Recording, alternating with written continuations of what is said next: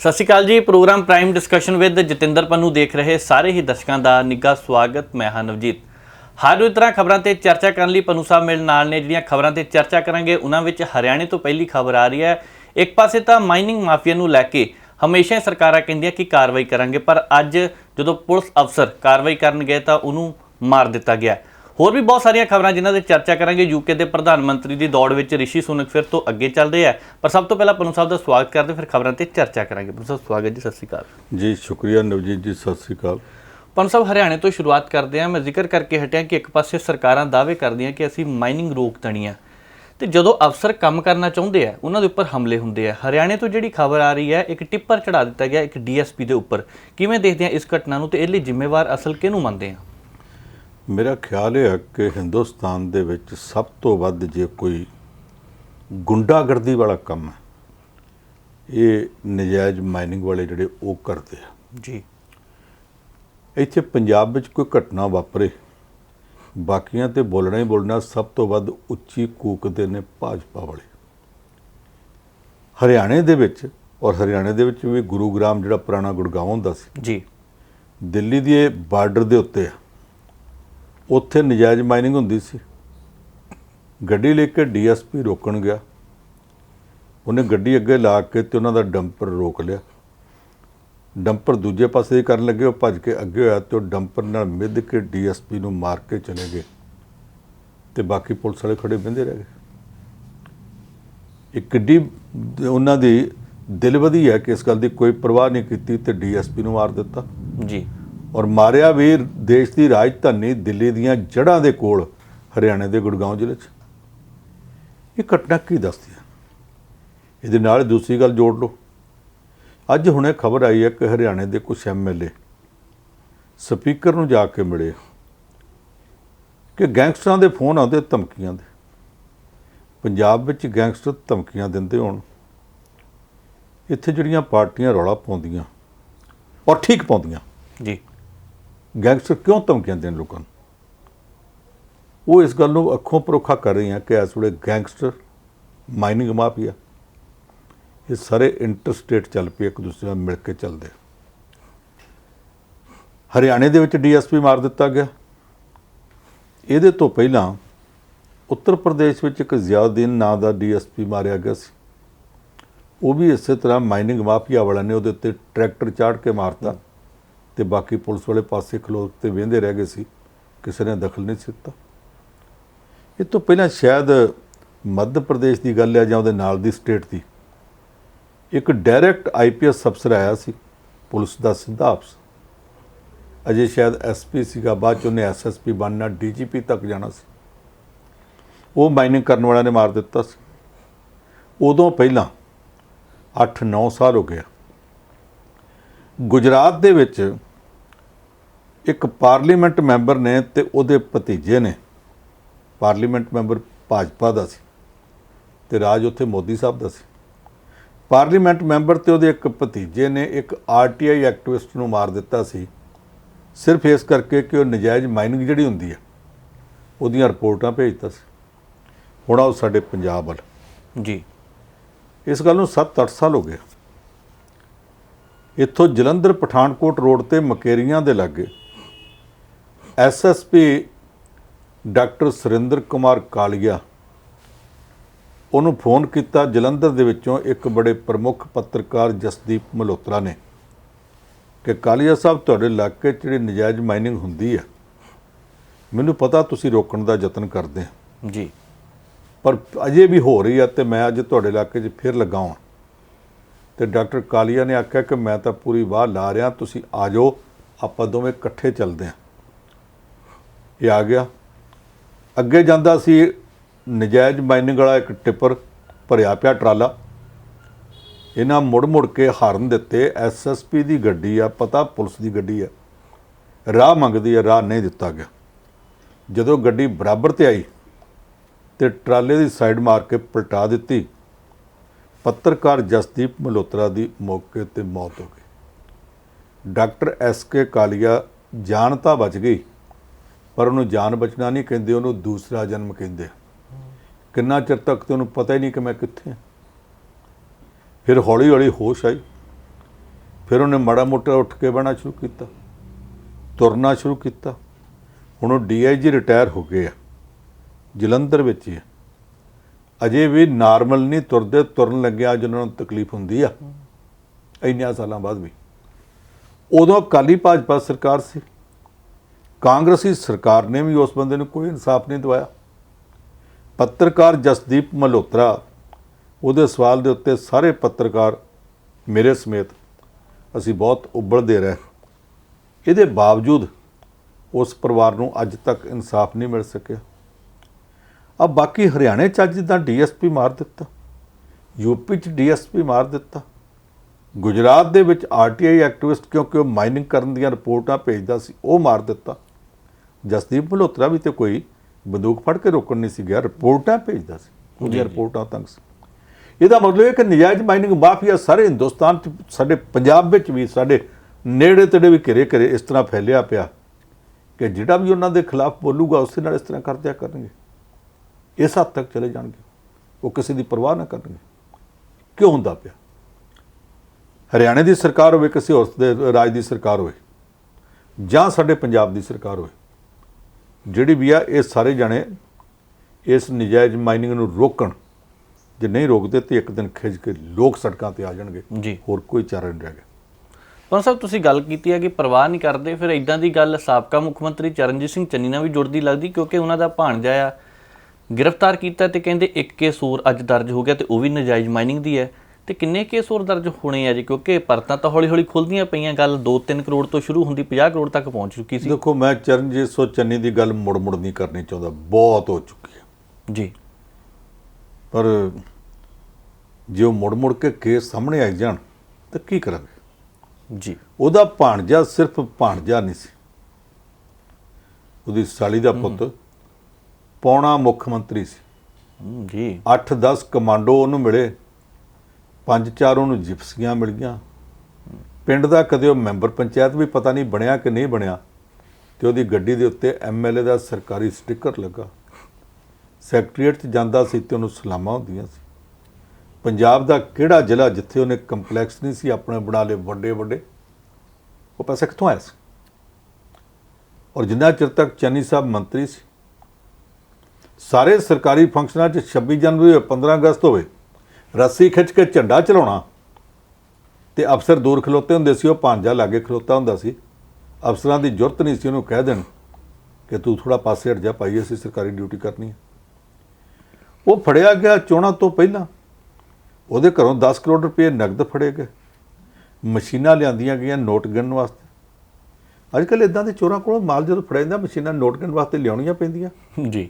ਆ ਪਿੱਛੇ ਜੇ PCS ਅਫਸਰ ਫੜਿਆ ਗਿਆ ਸੰਜੇ ਪੋਪਲੀ, ਉਹਦੇ ਘਰੋਂ 12-14 ਕਿਲੋ ਜਿਹੜਾ ਸੋਨਾ ਹੀ ਫੜਿਆ ਗਿਆ। ਬਿਲਕੁਲ 12.5 ਕਿਲੋ ਤੋਂ ਕਿਲੋ ਵਾਲੀਆਂ ਸੋਨੇ ਦੀਆਂ ਇੱਟਾਂ ਹੀ ਫੜੀਆਂ ਗਈਆਂ।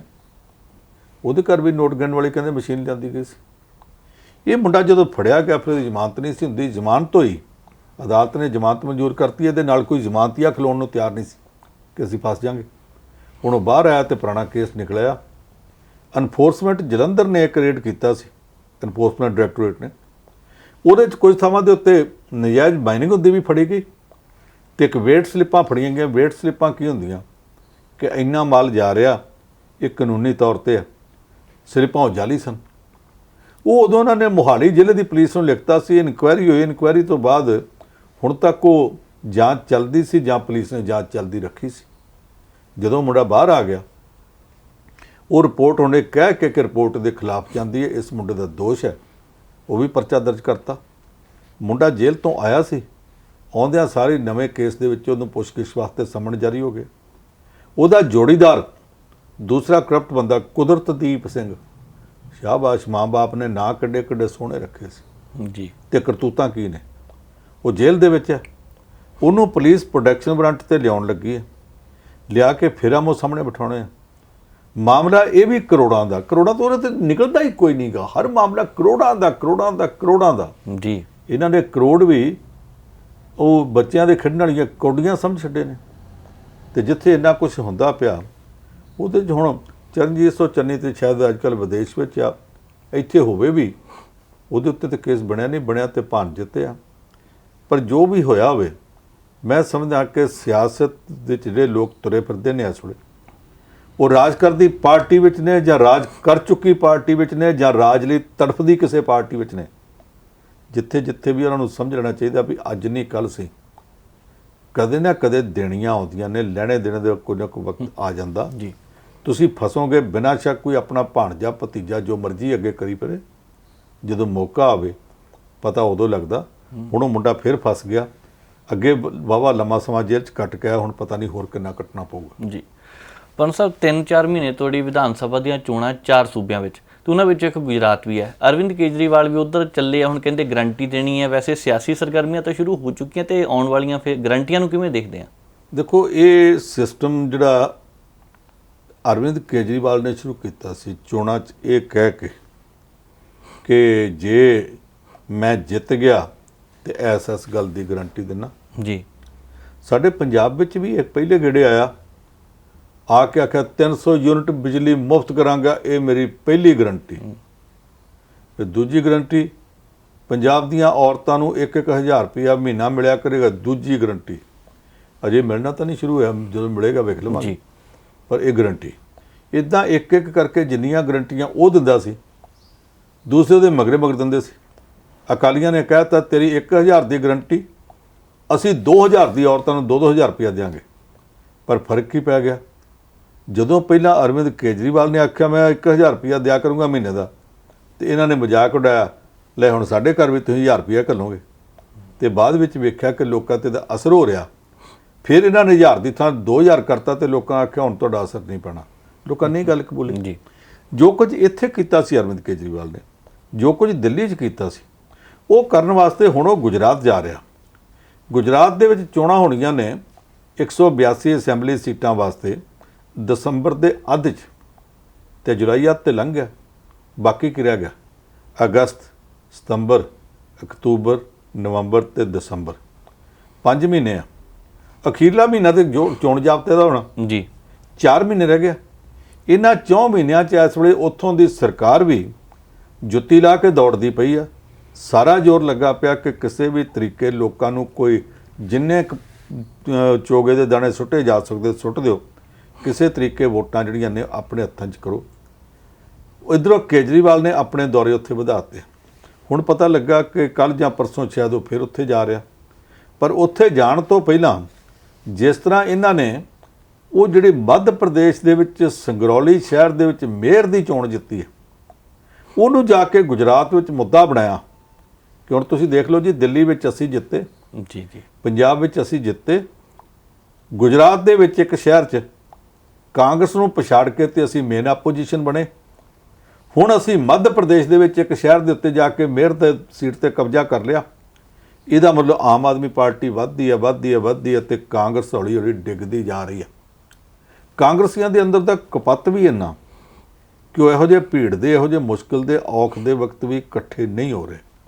ਤੇ ਜੋ ਇਕੱਠੇ ਨਹੀਂ ਹੁੰਦੇ ਤੇ ਨਤੀਜਾ ਇਹ ਨਿਕਲੇਗਾ ਕਿ ਪਹਿਲਾਂ ਹੀ ਉਹ ਡਾਵਾਂਡੋਲ ਨੇ ਜੀ, ਖਖੜੀਆਂ ਦਾ ਖਲਾਰਾ ਪੈ ਗਿਆ ਤੇ ਰਹਿੰਦੇ ਖੁੰਦੇ ਵੀ ਮਾਂਜੇ ਜਾਣਗੇ। ਇਹਨਾਂ ਹਾਲਾਤ ਦੇ ਵਿੱਚ ਦੇਸ਼ ਨੂੰ, ਲੋਕਤੰਤਰ ਨੂੰ ਇੱਕ ਆਪੋਜੀਸ਼ਨ ਚਾਹੀਦੀ ਹੈ। ਲੋਕਤੰਤਰ ਨੂੰ ਮਜ਼ਬੂਤ ਆਪੋਜੀਸ਼ਨ ਦੀ ਲੋੜ ਹੁੰਦੀ ਹੈ। ਇੱਥੇ ਮਜ਼ਬੂਤ ਕੀ ਆ? ਇੱਥੇ ਤੇ ਆਪੋਜੀਸ਼ਨ ਜਾਪਦੀ ਹੀ ਨਹੀਂ। ਕਿੱਥੇ 543 ਲੋਕ ਸਭਾ ਮੈਂਬਰ ਬੈਠੇ ਹੋਣ ਤੇ ਸਾਹਮਣੇ ਜਿਹੜੀ ਮੁੱਖ ਆਪੋਜੀਸ਼ਨ ਪਾਰਟੀ ਹੈ ਉਹਦੇ ਮੈਂਬਰ 10ਵਾਂ ਹਿੱਸਾ ਵੀ ਨਾ ਹੋਣ, ਤੇ ਆਪੋਜੀਸ਼ਨ ਕਾਹਦੀ ਹੈ? ਜੀ। ਆਮ ਆਦਮੀ ਪਾਰਟੀ ਜਿਵੇਂ ਤੁਰ ਰਹੀ ਹੈ, ਇਹ ਕਾਂਗਰਸ ਦਾ ਖੁੱਸਿਆ ਜਿਹੜਾ ਆਧਾਰ ਹੈ, ਬੇਸ ਹੈ, ਉਹ ਲੈ ਕੇ ਤੇ ਹੌਲੀ ਹੌਲੀ ਅੱਗੇ ਵਧਣ ਦਾ ਯਤਨ ਕਰ ਰਹੀ ਹੈ।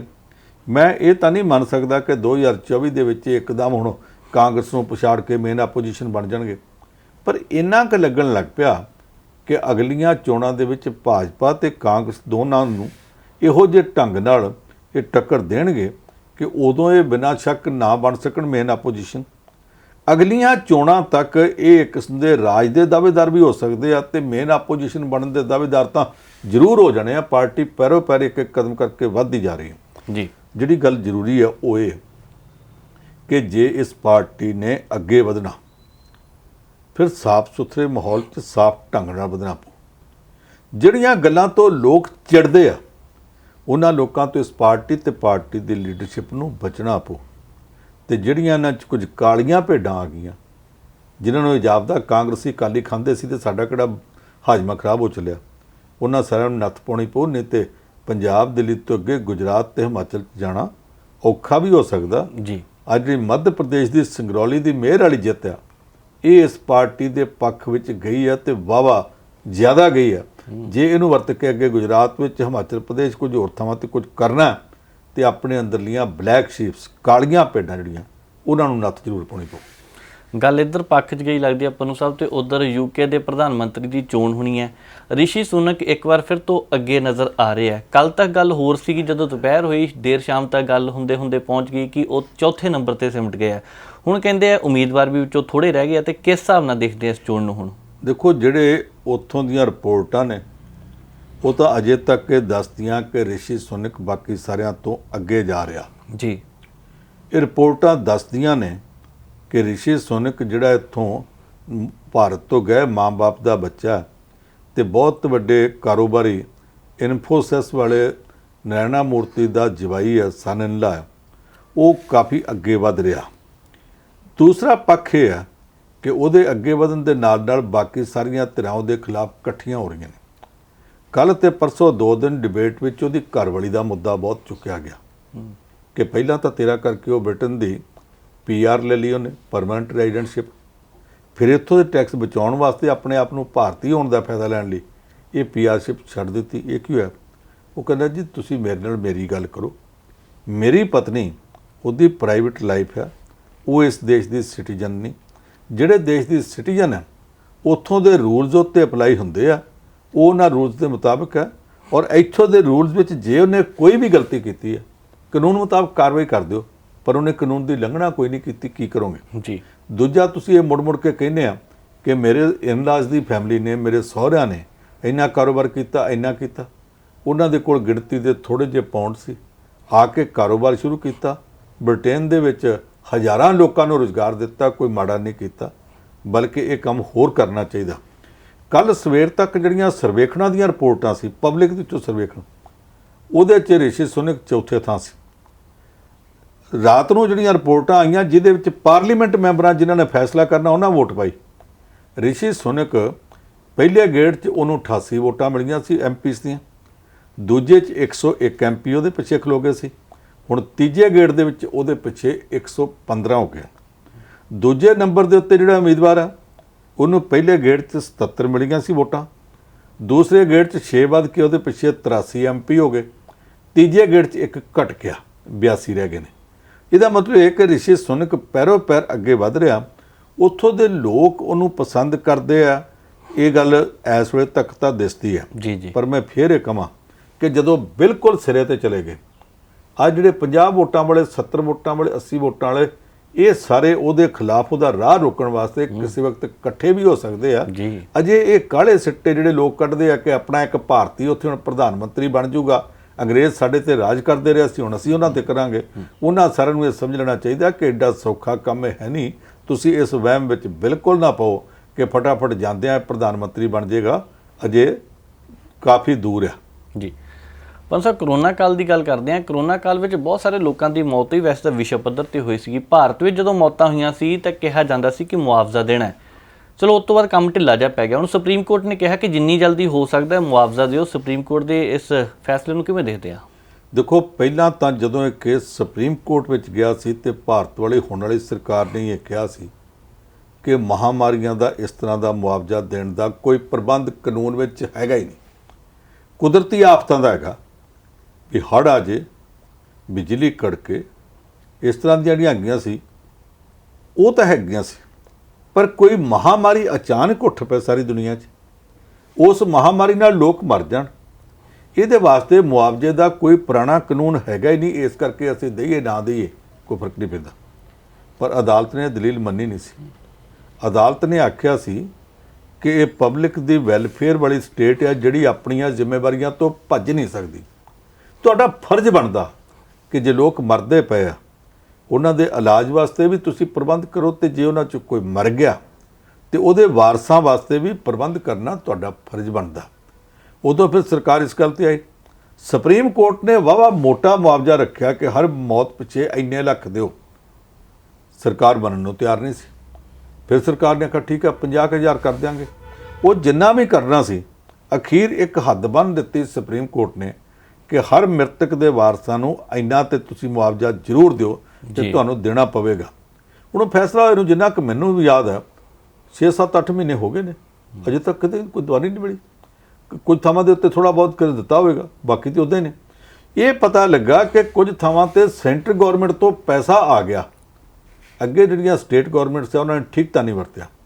ਆਂਧਰਾ ਪ੍ਰਦੇਸ਼ ਦੀ ਇੱਕ ਸ਼ਿਕਾਇਤ ਚਲੀ ਗਈ ਉਹਨਾਂ ਦੇ ਕੋਲ ਸੁਪਰੀਮ ਕੋਰਟ ਦੇ ਕੋਲ ਕਿ ਪੈਸਾ ਕੇਂਦਰ ਚੋਂ ਆਇਆ ਤੇ ਜਿਹੜਾ ਆਫਤ ਪ੍ਰਬੰਧ ਹੈ, ਮਹਾਮਾਰੀਆਂ ਦੇ ਰੋਗ ਦਾ ਪ੍ਰਬੰਧ ਹੈ, ਮੁਆਵਜ਼ੇ ਦਾ ਪ੍ਰਬੰਧ ਹੈ, ਉਹਦੇ ਖਾਤਿਆਂ 'ਚੋਂ ਪੈਸਾ ਕੱਢ ਕੇ ਤੇ ਨਿੱਜੀ ਖਾਤਿਆਂ 'ਚ ਪਾ ਲਿਆ ਗਿਆ। ਸੁਪਰੀਮ ਕੋਰਟ ਨੇ ਬੜਾ ਸੀਰੀਅਸਲੀ ਲਿਆ ਕਿ ਪਬਲਿਕ ਦਾ ਪੈਸਾ ਕੇਂਦਰ ਸਰਕਾਰ ਤੋਂ ਆਇਆ, ਇੱਥੋਂ ਦੀ ਸਰਕਾਰ ਨੇ ਵੀ ਪਾਇਆ, ਤੇ ਉਹ ਪੈਸਾ ਜੇ ਪਬਲਿਕ ਨੂੰ ਵੰਡਣਾ ਤੇ ਕਿਸੇ ਸਰਕਾਰੀ ਖਾਤੇ ਵਿੱਚ ਤਾਂ ਹੋ ਸਕਦਾ, ਇਸ ਖਾਤੇ 'ਚ ਨਹੀਂ, ਉਹਦੇ 'ਚ ਪਾ ਲਓ। ਪਰ ਉਹ ਪੈਸਾ ਕੁਝ ਲੋਕਾਂ ਦੇ ਨਿੱਜੀ ਖਾਤਿਆਂ 'ਚ ਕਿੱਦਾਂ ਚਲਾ ਗਿਆ? ਹੁਣ ਇੱਕ ਤਾਂ ਸੁਪਰੀਮ ਕੋਰਟ ਨੇ ਇਸ ਮਾਮਲੇ 'ਚ ਬਹੁਤ ਸਖਤੀ ਕੀਤੀ ਕਿ ਨਿੱਜੀ ਖਾਤਿਆਂ 'ਚ ਬਿਲਕੁਲ ਨਹੀਂ, ਸਰਕਾਰੀ 'ਚ ਪਾਓ। ਦੂਸਰੀ ਗੱਲ ਨਾਲ ਉਹਨਾਂ ਨੇ ਇਹ ਲੈ ਲਈ ਹੈ ਕਿ ਜਿੱਦਾਂ ਮਰਜ਼ੀ ਕਰੋ, ਬਹੁਤ ਦੇਰ ਹੋ ਗਈ ਆ, ਲੋਕੀ ਬੜੇ ਦੁਖੀ ਨੇ। ਕਈਆਂ ਘਰਾਂ ਦੇ ਵਿੱਚ ਇਸ ਤਰ੍ਹਾਂ ਮੁੜ ਕੇ ਮੌਤਾਂ ਹੋਈਆਂ ਨੇ, ਉਹਨਾਂ ਨੂੰ ਮੁਆਵਜ਼ਾ ਦਿਓ। ਮੈਂ ਹੁਣ ਕਿਉਂਕਿ ਗੱਲ ਕਰਦੇ ਹੀ ਪਏ, ਮੈਂ ਦੱਸ ਦਿਆਂ ਜੀ ਸਾਡੇ ਪ੍ਰਾਈਮ ਏਸ਼ੀਆ ਦੇ ਵਿੱਚ ਹੀ ਸਾਡਾ ਇੱਕ ਸਟਾਫ ਮੈਂਬਰ ਹੈ, ਉਹਦੇ ਘਰ ਦੇ ਵਿੱਚ ਮੇਰੇ ਖਿਆਲ 4 ਮੌਤਾਂ ਹੋ ਗਈਆਂ ਸੀ। ਤੁਸੀਂ ਤਾਂ ਨਾਲ ਹੀ ਸੀ, ਆਪਾਂ ਭੋਗ ਤੇ ਵੀ ਗਏ ਸੀ ਜੀ। ਅੱਗੜ ਪਿਛੜ ਹੋ ਗਈਆਂ ਸੀ, ਔਰ ਕੋਵਿਡ ਨਾਲ ਅੱਗੜ ਪਿਛੜ ਹੋਈਆਂ ਨੇ। ਬਿਲਕੁਲ। ਜੇ ਇਸ ਤਰ੍ਹਾਂ ਦੀਆਂ ਘਟਨਾਵਾਂ ਮਤਲਬ ਕਈਆਂ ਥਾਵਾਂ ਤੇ ਅਸੀਂ ਉਹਨਾਂ ਪਰਿਵਾਰਾਂ ਨੂੰ ਜਾਣਦੇ, ਕਿਸੇ ਪਰਿਵਾਰ 'ਚ 5 6, ਇੱਕ ਪਰਿਵਾਰ 'ਚ 8 ਮੌਤਾਂ ਵੀ ਹੋਈਆਂ ਨੇ, ਜਿਨ੍ਹਾਂ ਦੇ ਪਰਿਵਾਰਾਂ ਦੇ ਪਰਿਵਾਰ ਖਾਲੀ ਹੋ ਗਏ ਆ। ਇਹ ਸਰਕਾਰ ਜੇ ਲੋਕਤੰਤਰ ਹੈ ਤੇ ਲੋਕਾਂ ਦੀ ਚਿੰਤਾ ਨੂੰ ਆਪਣੇ ਆਪ ਕਰਨੀ ਚਾਹੀਦੀ ਆ। ਇਹ 'ਚ ਇਹ ਨਹੀਂ ਉਡੀਕਣਾ ਚਾਹੀਦਾ ਕਿ ਸੁਪਰੀਮ ਕੋਰਟ ਡੰਡਾ ਚੁੱਕੇਗੀ ਤੇ ਅਸੀਂ ਫੇਰ ਹੀ ਕੋਈ ਕੰਮ ਕਰਾਂਗੇ। ਜਿਹੜਾ ਕੰਮ ਇਹਨਾਂ ਨੇ ਕਰਨਾ ਸੀ ਕੀਤਾ ਨਹੀਂ। ਹੁਣ ਜੇ ਸੁਪਰੀਮ ਕੋਰਟ ਨੇ ਕਹਿ ਦਿੱਤਾ ਕਿ ਕਰੋ ਤੇ ਬਿਨਾਂ ਦੇਰੀ ਤੋਂ ਕਰੋ, ਵੇਲੇ ਸਿਰ ਕਰੋ ਤੇ ਜ਼ਰੂਰ ਕਰੋ, ਤੇ ਹੁਣ ਫਿਰ ਸਰਕਾਰ ਨੂੰ ਟਲਣਾ ਨਹੀਂ ਚਾਹੀਦਾ। ਕੇਂਦਰ ਦੀ ਸਰਕਾਰ ਹੋਵੇ ਜਾਂ ਸੂਬਿਆਂ ਦੀ, ਸਾਰਿਆਂ ਨੂੰ ਇਸ ਮਾਮਲੇ 'ਚ ਕੁਝ ਕਰਕੇ ਵਿਖਾਉਣਾ ਚਾਹੀਦਾ, ਮਾਮਲਾ ਲਮਕਾਉਣਾ ਨਹੀਂ ਚਾਹੀਦਾ। ਗੱਲ ਪੰਜ ਸਰ ਠੀਕ ਹੈ, ਵੇਲੇ ਸਿਰ ਕੰਮ ਕਰਨਾ ਚਾਹੀਦਾ ਤੇ ਵੇਲੇ ਸਿਰ ਹੁਣ ਸਾਨੂੰ ਵੀ ਜਾਣਾ ਚਾਹੀਦਾ। ਤੁਸੀਂ ਖਬਰਾਂ ਤੇ ਚਰਚਾ ਕੀਤੀ, ਬਹੁਤ ਬਹੁਤ ਧੰਨਵਾਦ। ਸੋ ਅੱਜ ਦੇ ਇਸ ਪ੍ਰੋਗਰਾਮ ਨੂੰ ਇੱਥੇ ਸਮਾਪਤ ਕਰਦੇ ਹਾਂ। ਉਮੀਦ ਕਰਦੇ ਹਾਂ ਤੁਹਾਨੂੰ ਪ੍ਰੋਗਰਾਮ ਜ਼ਰੂਰ ਪਸੰਦ ਆਇਆ ਹੋਣਾ। ਹੁਣ ਮੈਨੂੰ ਨਵਜੀਤ ਨੂੰ ਦਿਓ ਇਜਾਜ਼ਤ। ਦੇਖਦੇ ਰਹੋ ਪ੍ਰਾਈਮ ਏਸ਼ੀਆ TV, ਤੁਹਾਡਾ ਆਪਣਾ, ਤੁਹਾਡੇ ਲਈ।